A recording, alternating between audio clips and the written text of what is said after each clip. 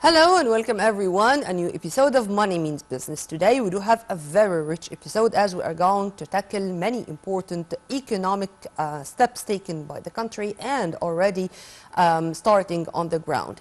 We do have a lot to speak about, and we are going to start with the social protection programs. According to the statements which were released by Minister of Finance Dr. Mohammed Maït, he said that there are presidential directives regarding the current fiscal year and the coming fiscal year regarding the budget of the 2023-2024 fiscal year, as the social protection budget is going to be increased nearly 50% or maybe a little bit more than that. Also, we are going to tackle the important tour of Prime Minister Dr. Mustafa Madbouli, which took him to many industrial zones, whether in New Abur city or in other cities in Al Sharqiya Governorate. Also, we are going to tackle the Egyptian economic relations that bind Egypt and Japan. Both are strategic partners.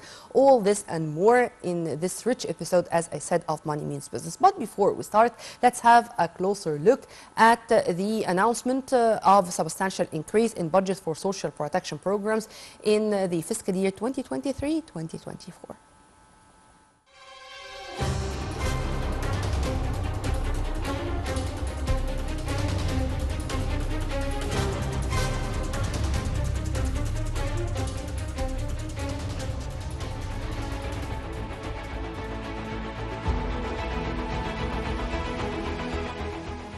In light of the unprecedented challenges facing the global economy during the past 2 years, which caused disruption to global supply chains, high prices of strategic commodities, and slow growth rates at the international level, which imposed exceptional pressures on most countries of the world. President Abdel Fattah el-Sisi held a meeting with the Ministerial Economic Group with the aim of standing on indicators of the performance of the Egyptian economy, the continuation of the growth of the gross domestic product, and the achievement of a growth rate by the end of the current fiscal year of up to 4.2%, in addition to the increase in exports, a decrease in the trade balance deficit, and an increase in employment rates. In this regard, President el-Sisi announced raising the budget for support and social protection from £358.4 billion to £529.7 billion, an increase of 48.8% to relieve citizens in light of the global inflationary wave, in a way that enables the state to expand the social protection network for the most vulnerable and needy families in a manner that integrates with efforts to improve the standard of living. In the same context, Dr. Mohammed Maït, Minister of Finance, confirmed that £127.7 billion have been allocated in the new budget to support food commodities at an annual growth rate of 41.9% compared to £90 billion for food commodities during the current fiscal year, £119.4 billion to support petroleum products, and £6 billion for health insurance and medicines, an increase of 58.2% over the current fiscal year, and £10.2 billion to support social housing at an annual growth rate of 31.5%, compared to £7.8 billion and £31 billion for social security pension at an annual growth rate of 25%. In terms of wages and pensions, the Minister of Finance stated that as of April 1st, the values of the minimum wage for the total wage are amended so that the minimum wage for the employees and workers for state agencies is not less than £10,500 per month for the ex-man job grade or its equivalent, and £8,500 for the grade higher its equivalent, and £7,000 for the general manager or its equivalent.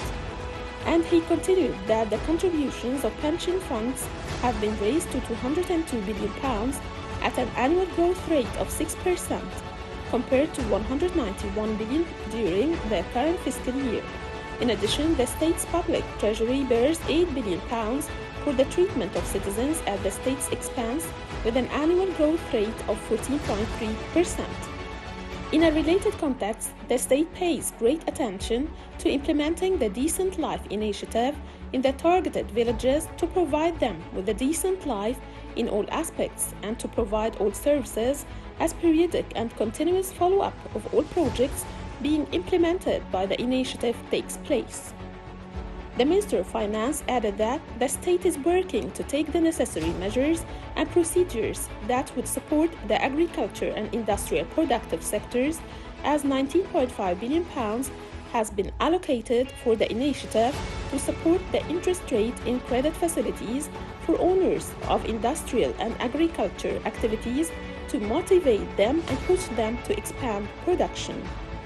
Also, £28.1 billion were allocated to support and stimulate exports at an annual growth rate of 368.3% during the next fiscal year's budget, compared to £6 billion during the current fiscal year for the Exporter Support Program.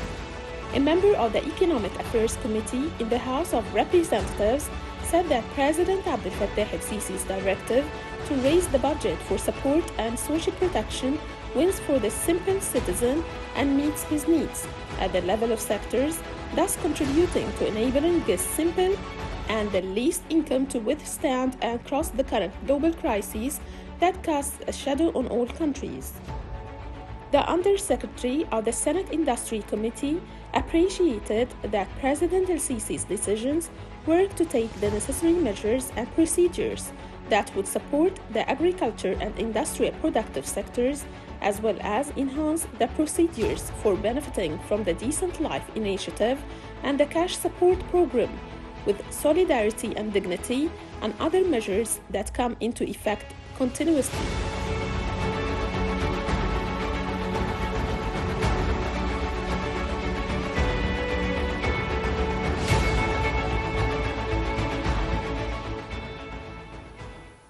Welcome back. Before we start, let me first welcome my dear guest live here in the studio, Dr. Said Kholy, Professor of Management, and also, of course, he is the former Dean of the Faculty of Commerce, Ain Shams University. Thank you very much for being with us. You're very welcome. Pleasure to be here.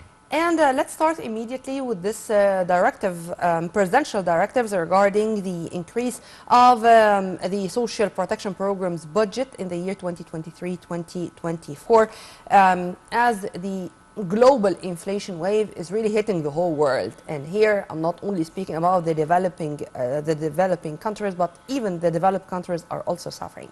How do you see, sir, the timing, and how do you see this move coinciding with also going in other directions regarding our national mega projects, regarding supporting the SMEs, having all the steps done in all directions altogether? The Egyptian government and President Sisi, he believe in workfare instead of welfare. Mm-hmm. Of course, that started like 6 years ago, not because of the inflation, not because of Ukrainian-Russian war, not because of Corona. It started before that, is to help and support needy people in Egypt. Of course, when you have an initiative like Haya Karima, for example, which it went to the most poorest government in Egypt, in Upper Egypt and in Delta, to help people to start up their business by providing them financing and consultation and marketing, and in order to come up with their own small business or project to help themselves and to help the people they are responsible for.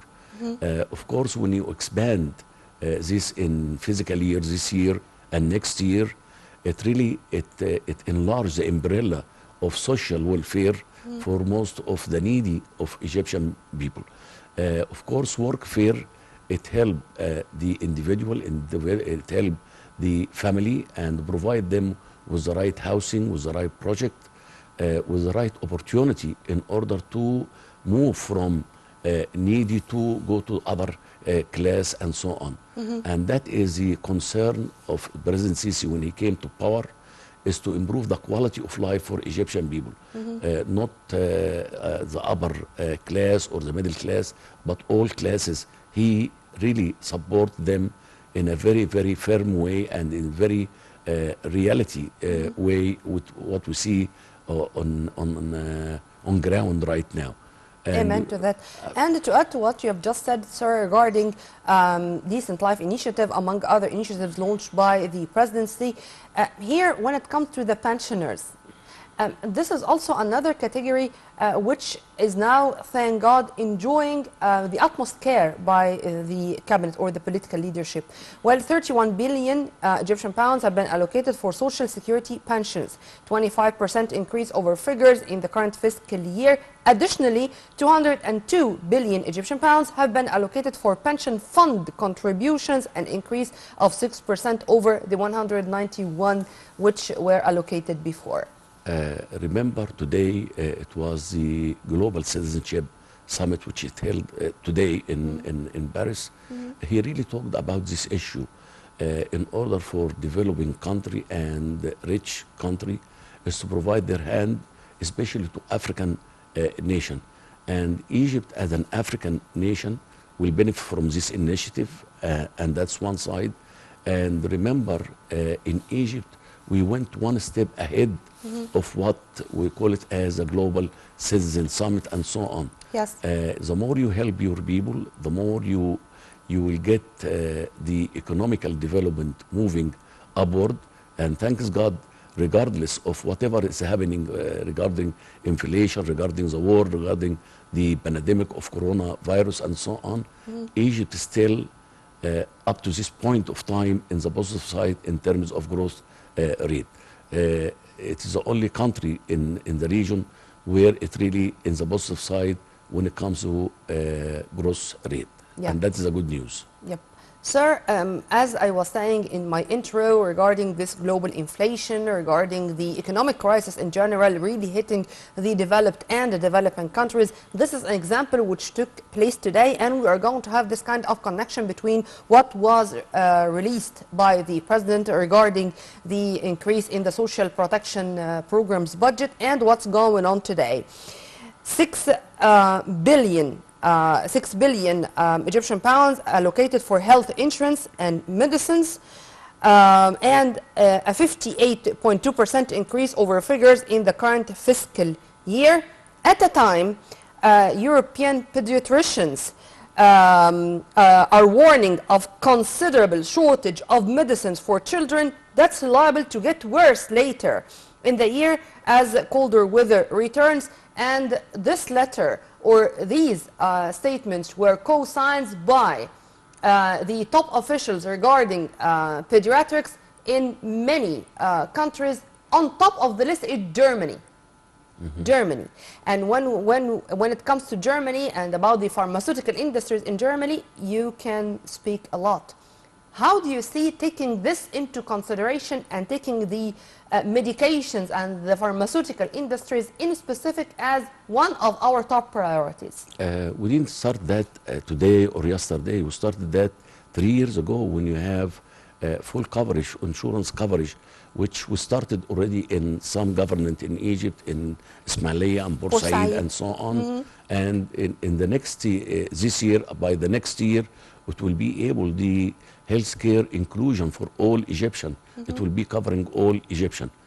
Remember, in Egypt Vision 2030, that is really like 7-8 years ago. It has a strategy, and we are working hard in this strategy in order to have insurance umbrella for all Egyptian people in all government. Whether you are able or not able, you will be covered by medical insurance. And that is a good news, which, as you mentioned, it is not really happening in many other states, in many other countries, even in the states. If you don't have money, you cannot go to, if you are not covered, you are not going to be provided with the appropriate health care service and so on. Yeah. Just worth mentioning that this letter from European pediatricians in the top associations affiliated to pediatrics, they are from Germany, France, Austria, and Switzerland, meaning la crème de la crème, as the French are saying regarding European countries. So returning back to these presidential directives and to end with the 8 billion Egyptian pounds to cover the cost of medical treatments, as you said, in addition to the budget of export support. This is another initiative program to support exports with an increase of 368.3% over the 6 billion in the current budget. Well, to export our products and to have this kind of competitiveness, to be able to invade new markets and to be on equal foot with other products, similar products from other nations. Of course, when you talk about the balance between import and export, we still have deficit in that area. And that is the role of the government, is to do many things. Number one is to really support the organization or manufacturing or agriculture who are able to export their product to overseas. The more we export, the more we have less, the more the less the budget deficit will have. And we'll have the balance, I believe, in my opinion, within 2 or 3 years will be balanced. We'll be able to, our export break even with our import. And that is the idea. If you recall, all this manufacturing facility opened in the last 2 years. It really add value for Egyptian manufacturing sector and the agriculture sector to be able to be competitive. And the competition, if you recall, about 4 years ago when President Sisi told in 2018, that's 5 years ago now, in year 2018 he called it to be the year of quality. Quality means what? We are not just to export, but we export with a high level of quality. Remember, with the supply chain crisis and with the war and the corona, a lot of foreign manufacturing come and invest here heavily in Egypt to produce their product here in Egypt for exporting. And that is started already in many of the 3 zone area in Egypt. Most of the brand we hear about it, it's already produced here in Egypt. I am not allowed to say the brand, but all different in terms of garment industry. Most of the brand produced here in our manufacturing facility in Egypt. They send the design and the production facility here. They produce the final product and will be able to really match the model of Chinese, where we can really make production facility more competitive. We have as you mentioned here, competitiveness assembly. It depends on the workforce, and we have a large workforce. It's highly, it have a high experience. The low wages of our workforce, it's considered to be a competitive weapon to be able to attract more and more foreign direct investment here in Egypt. And remember also, with all the logistics we really developed in the last 3 years, we'll be able to have a good logistic to enable us in order to export more and more facility. Also, the Egyptian government and the leadership of Egypt start to really not export raw material. We start to add value to it, as consider it as to, instead of exporting raw material, we export product and service and agriculture product. And to echo what you have said, sir, exactly what you have said was echoed in the statements which were released by Prime Minister Dr. Mustafa Madbouli, as he had a very large tour in the 10th of Ramadan and New Abur cities today. He visited a number of industrial complexes, and he met with the workers and engineers on duty, as he was also accompanied by Minister of Housing Dr. Asim Al-Ghazzar and the CEO of the General Authority for Investment and Free Zones, Houssam Heba. In the press conference right after this tour, the Prime Minister was keen to echo what you have just said, sir, regarding encouraging the private sector to invade this market, which is industry, and also to localize industries, meaning that once again we are not going to export our raw materials, we are going to export our products. And among these statements, which was repeated more than once, encouraging the private sector. How do you see the efforts exerted by the state, sir, to encourage the private sector and the new entrepreneurs to be able to start their new business in this sector without bureaucracy, without having to wait much time for papers and licenses and stuff like that? That is the government policy, and it's really started like 4 years ago when we have to re-engineer our public sector in terms of industry, to be specific, which it was really a traditional way of managing this kind of sector, and it was a lot of losing and waste in that sector. And also we start to modernize and replacing and inserting new technology. And as you recall, the year before last year, President Sisi, he mentioned we should really focus on fourth industrial revolution. And we started already fourth industrial revolution here in Egypt, and we'll see the fruits of all this project, all this industry. It will come to reality within a year or two at most. Remember the industrial cycle, it doesn't, when you have a factory built today, you are not going to see the fruits or the profitability the next day or the next month or the next year. It takes 3 to 5 years in order to see the result on. But the earlier you reality. start, the better you get. Absolutely. We started already, and we are going to see in a very near future a lot of return from this industrial sector. We are talking about now, it's a green industry. We are talking about green economy, and that is the movement toward green industry in order to really cope with the summit we have here in Egypt last year, which is COP27, to save our environment and so on. We started already the green manufacturing in facility here in Egypt, in many sites here in Egypt. And sir, also among the important statements which were released by the Prime Minister, there is continuous coordination between the cabinet and the Central Bank of Egypt, meaning that nothing is going on haphazardly. There is all the time full coordination among the concerned bodies to guarantee that it's going to be a story of success. I mean, we are not going to take care of a point or a side of the coin and leave the other. How do you see this, sir? That is Dr. Mustafa Mabouli. He believes in teamwork orientation. It is not the central bank by himself will improve or overcome the inflation we have right now, or the government itself, or public sector by itself, or private sector by itself. Dr. Mustafa Mabouli, the Prime Minister, he believes in teamwork orientation. Teamwork orientation, it simply means he integrates all different factors. We are working as a team in order to achieve one goal, which is to put Egypt in a rank this year better than last year, and next year is better than the previous year.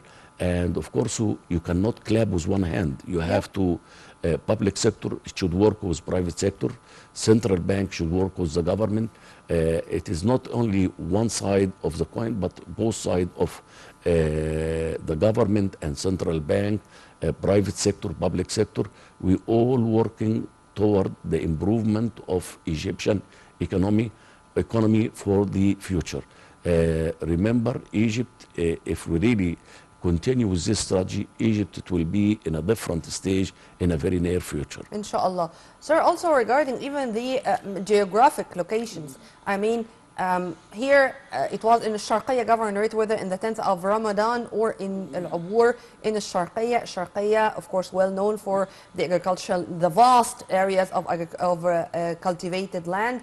So in the factory there, you are going to find food processing, I mean, industries which are based on agriculture. So there is also this full coordination between the two sides or the two segments of our economy. How do you see taking care of this to save money, to save fuel, and in the same time to make sure that all the infrastructure or the roads, the network of roads, bridges, access is going also to save even time to how to move or the transportation among different facilities and different places. Remember, as we mentioned, that is strategy. And our strategy started a couple of years ago. We are moving from raw materials to component part or a final product. Instead of exporting citrus fruit, we can build a factory where we can move manufacturing this kind of agriculture and really build an industry. And that's what we saw in a couple of 3 years ago in Dab'a Road, for example. You see in your left-hand side hundreds of thousands of acres in agriculture. On the right-hand side, we see a lot of factory which they bring all this agriculture product, do some processing, and of course the packaging, it became a very essential factor in order to be able to export. And I remember the customer consumed by eye, not by taste and so on. So we start to invest heavily in packaging, good packaging, and we saw it in phosphate, for example, factory, where we see the state-of-the-art packaging for our product in order to export it to European nation and to the whole world.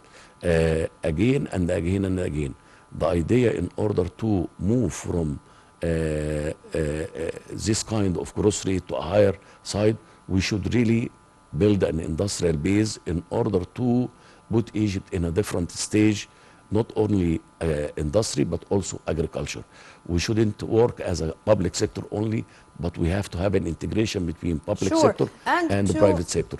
And the third part, which is attracting more and more foreign direct investment.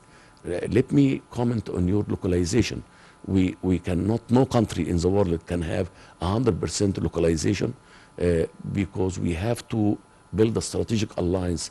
We can really invite foreign direct investment with the state-of-the-art technology and integrate it with our location, with our work experience. This is something we are going to discuss later, as we are going to have a very important guest, which is going, who is going to be here in Egypt to have summit talks with the senior state officials. But before going to that, sir, I'd like to focus, if you permit me, on the diversity of industries, whether it's heavy, it's medium or light. I mean, for example, today Prime Minister Dr. Madbouli visited an automotive complex, and then the harnesses of vehicles, and then he visited another factory for producing the very small particles used in manufacturing televisions and washing machines, going side by side in every kind or every type of industry, taking into consideration that we cannot do this without doing that. We cannot invest in such a field without the others. How do you see this diversity? Diversity is very important as long as you have the raw material which it feeds this industry. When we talk about industry, we have several types of industry. We have a mega project industry like the textile industry, like steel industry and so on. And we have also most of the economy, even in the States, in Europe, in China and so on, 80 to 90% from industrial sector, it's small business, and which we call it as a feeding industry. You cannot have a mega industry without a feeding industry. And the feeding industry here, most of the world, 70 to 90% from industry, it goes for a small business. So when we stand with the small business, we'll be able to provide a huge investment and so on to our economical sector. Yeah. But it has to be organized. Amen to that. And as I was mentioning, a very important guest already arrived in Egypt, and he is going to have talks with the senior state officials. Is the Japanese Prime Minister Fumio Kishida. And as I said, also Prime Minister Dr. Madbouli visited Japanese factories in the 10th of Ramadan city, and also the Central Agency for Public Mobilization and Statistics Compass stated that the Japanese exports to Egypt reached $73,700,000 during the year 2021-2022 to edge up by about 98.7% more than the previous year. As you were saying, sir, there is a must to have this kind of full coordination with our allies, and this is going to be all the time a win-win situation. Absolutely. Even the ambassador of His Excellency, the ambassador of Japan in Egypt, spoke in specific about this strategic partnership, and also he really praised the potentials we have as a renewable energy hub, about the manpower and working force, as you've kindly mentioned, as also being able to manage this global financial crisis, which is really affecting negatively the whole world. The timing of the visit and the important discussions or fields of discussion.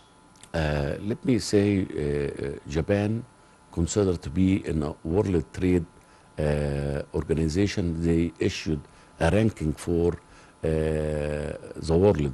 China #1, the state #1. Japan comes #3, which is considered to be one of the most industrial area and so on. Not only industry, but for innovation. And they come with a new product, new technology, and so on. And when I called strategic alliance, it is not only the Japanese. For example, the black sand facility in Kafr Sheikh, for example, it is a strategic alliance between Egyptian government and Chinese. Phosphate, for example, it's a strategic alliance from French company and the Egyptian. And now we see a lot of Japanese investors come to Egypt and build. Already what you saw, it's a reality. Reality means they came not yesterday, they came 3-4 years ago, they built their facility and they start producing right now. You talk about the diversity of our product line. The more you diversify, the more you will attract business opportunity to Egypt, and you will be able to export to our neighbor country in Africa and Arab country.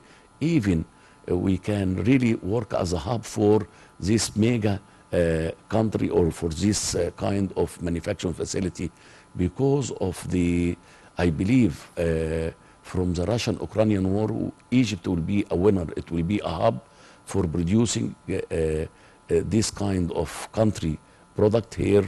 It will be based in Egypt in a very near future. Sir, security, stability. Absolutely. This safe haven for investment. Egypt now is an investment hub, and according also to the geographic location, Egypt is the gate to Africa, to the Middle East, and being this kind of connection between the south and the north of the Mediterranean. If you want to elaborate on that. That is a logistic issue. Remember, when you move product from China to Africa and so on, the transportation cost is very high. This time, and because of the war of Ukraine and Russia, it became more and more expensive transportation. And when we talk about transportation, we talk about for this huge export and so on, it doesn't come by truck or by plane, it comes by ships and so on. So when you have safety issue, security issue, instability issue, I believe Egypt, it will be the hub for industrial sector for many other countries here. As you mentioned, Egypt is a gate for Africa, for Middle East, for even in Europe, for example. And really, logistics play very important. We should focus in logistics. Thanks God, our logistics in terms of land, bridges, and so on, it became a state-of-the-art highways right now in Egypt, tunnels and bridges and so on. All means of transportation, it's available in Egypt.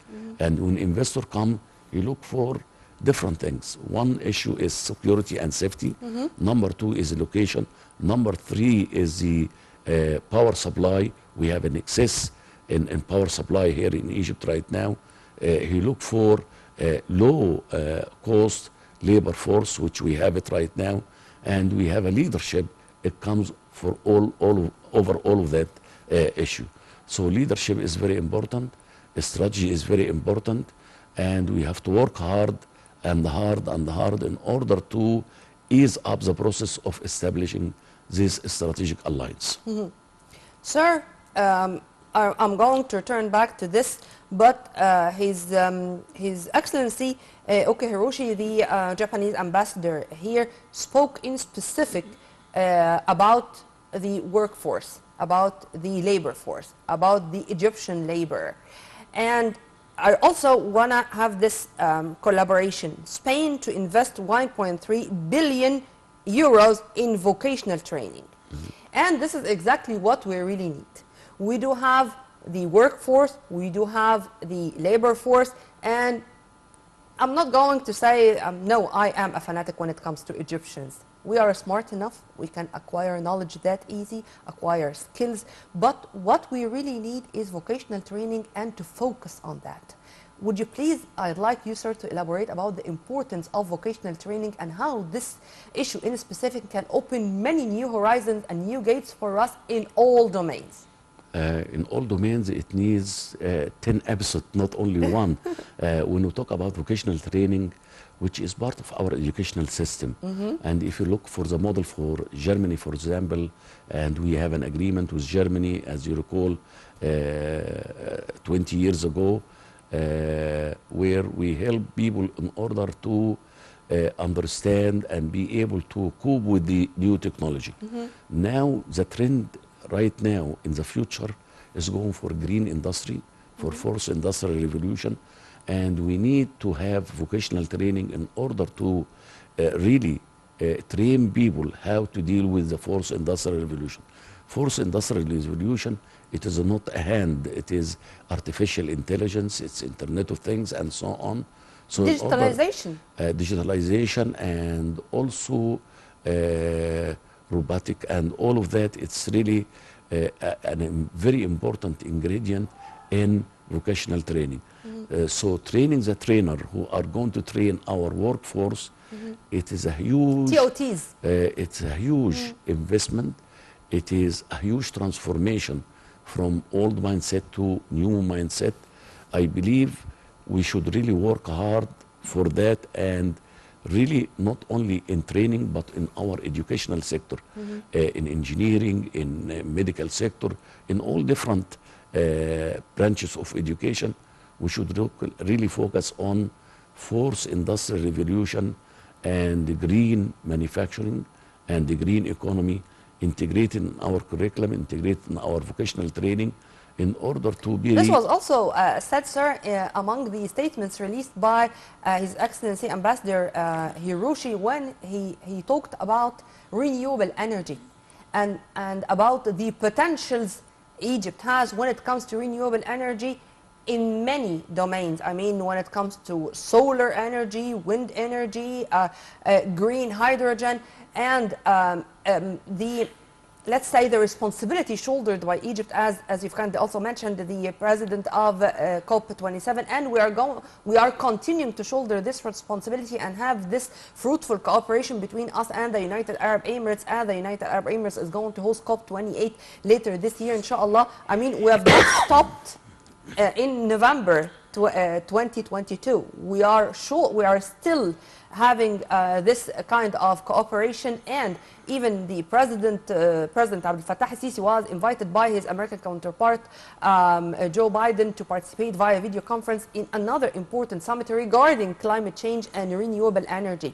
Sir, how do you see this on the ground? I mean, we are, as we said, going into all directions, not only to implement on the ground, but even to help those who are going to come to build on what we have achieved already, not start from scratch. We are not going to reinvent the wheel, by the way.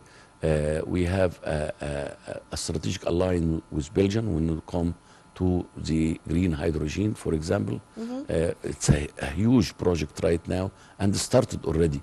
Therefore, we are not starting from scratch. We started from whatever the rest of the world in, and we continue to really innovate and create a new technology in our own. Remember, in order to use this kind of technology, we have to build, invest heavily in our human resources, in our workforce in order to be able to deal with this kind of technology, with this kind of new manufacturing facility and so on. So training is a major issue. Vocational training is very important, and that is when we started like 60 years ago, and when we invited Italian and so on to invest in textile industry, they built the school, vocational training school, in order to teach people or train people in the machinery and so on. That's Yes. what we need right now. Amen to that. Well, we were very much delighted to have you, sir, and you are always an added value to our program. Time flies with you, Nermeen, really. Yeah. We were very much delighted to have with us live here in the studio Dr. Saeed Al-Kholy, Professor of Management and the former Dean of Faculty of Commerce, Ain Shams University. Now we are going to have a quick look at the most important economic events which took place in the past 7 days. By this we come to the end of our episode. Stay tuned. With all my love, this was Nermeen Abdurrahman.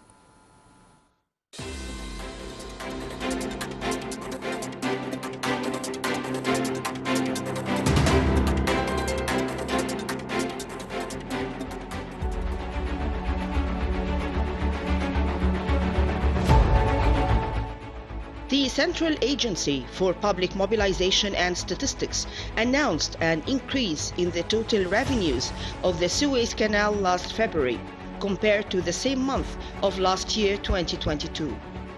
As the value of revenues reached £22.7 billion, while it recorded about £8.6 billion in the same month in 2022, an increase of about £14.1 billion. Dr. Muhammad Al-Ghamri, Dean of Applied Research at the Arab Academy for Science, Technology and Maritime Transport, revealed the launch of the first Egyptian electric-powered car, the cargo model for transporting goods with 4 wheels, as an alternative to the tricycle in the market within a month. Al-Ghamri confirmed that within a month, the final design of the second type of electric cars, riding cars, which can accommodate 5 people, will also be finalized in preparation for putting them on the market within 5 to 6 months. Prime Minister Dr. Mustafa Madbouli announced the economic development efforts in Sinai, where he indicated that focus has been placed on agriculture, tourism and industrial development, as Sinai has many arable areas, stressing that the state's vision is an agricultural area estimated at 450,000 acres, as well as the establishment of 5 new industrial zones on an area of 83,000 acres. The Prime Minister stressed that what happened in Sinai in terms of development efforts is a miracle by all standards, referring to Bahr al-Bakr wastewater treatment plant project, which pumps about 6 million cubic meters of water, as well as the existence of reserves estimated at 13 billion tons of black sand containing the most precious metals in the world. The Red Sea Governorate and its various tourist cities, led by Hurghada, witnessed a remarkable and unprecedented tourist turnout during the past 10 years, in which several crises occurred from which the whole world suffered, including the corona crisis and the resulting losses in tourism. Where the Red Sea Governorate witnessed an unprecedented turnout during the past few years, as it received tourists from 58 countries around the world in the past year, 2022, with a public occupancy rate during the year of 59.05% in all its tourism cities. A tourism official stated that hotel occupancy in Egypt grew by 25% in the first quarter of 2023 compared to the same quarter of 2022, supported by the diversity of expatriate markets to the country and the depreciation of the pound. The Information and Decision Support Center stated that the Egyptian logistics sector has witnessed great developments in recent years, supported by the Egyptian state's vision of transforming into a global logistics center and hub for international trade. He pointed out that the World Bank issued a report showing Egypt's progress by 10 places in the Logistics Performance Index for the year 2023, to come in the 57th place out of 139 countries, instead of 67th in 2018 out of 160 countries, as Egypt ranked third in Africa after South Africa and Botswana. The official Gazette published President Abdel Fattah el-Sisi's decision to approve a loan from the French Development Agency in the amount of 250 million euros in 2 tranches for the construction project of the Alexandria Abu Qir Metro. A source at the Egyptian Ministry of Transport said that offering the first phase of the metro project in Alexandria Governorate is currently in its final stages. A Saudi company working in the field of electricity announced the signing of a financing package of $123 million to develop the Komombo solar power plant project in Egypt with a capacity of 200 megawatts. The Komombo solar power plant is located less than 20 kilometers from the largest solar energy complex in Africa, the Bimbang complex, and the project is a model of cooperation with the private sector in efforts to support the transformation of energy sector in Egypt. According to the International Monetary Fund data, Egypt came among the top 10 countries contributing to the growth of the global economy during the next 5 years by about 1.7%, ranking 9th. China topped the 10 countries with 22.6%, then India with 12.9%, then America with 11.3%, then Indonesia with 3.6%, then Germany and Turkey with 2.1%, then Japan with 1.8%, then Brazil with 1.7%, then Egypt with 1.7%, then Russia with 1.6%. Dr. Mahmoud Ismat said that reviving the automobile tire industry is one of the most important goals being worked on in the chemical sector to meet the needs of the local market and export in cooperation with international companies specialized in the field of industry, where the state aims to support the national industry, develop and modernize the existing factories, replace the local product, reduce imports, encourage private investment, and benefit from its expertise to transfer new technology.